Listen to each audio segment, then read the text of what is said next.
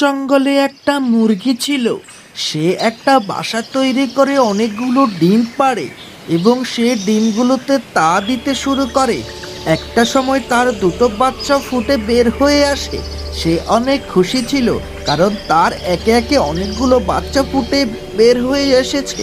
কিন্তু তার একটা ভয় ছিল। তার বাসারই ঠিক ওপরে এক দানব ছিল। সে ছিল এক ঈগল। সে তার শিকারকে খুঁজে বেড়াচ্ছিল। সেই মুরগিটি তখন খুবই টেনশনে ছিল, কেননা তার বাচ্চাদের যদি নিয়ে যায় ঈগল। কিন্তু হ্যাঁ, হঠাৎই একদিন ঈগলটা উড়ে এসে তাদের উপর হামলা করে দেয়। তার বাচ্চাগুলোকে সেই ঈগল খেয়ে ফেলে। সেই মা বাঁচাতে পারেনি তার বাচ্চাদের।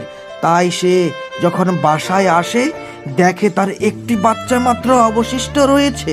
তোমরা এই মুরগিটিকে ভালোবাসলে এই চ্যানেলটি সাবস্ক্রাইব করে দাও এবং এই মুরগিটির জন্য দোয়া করো।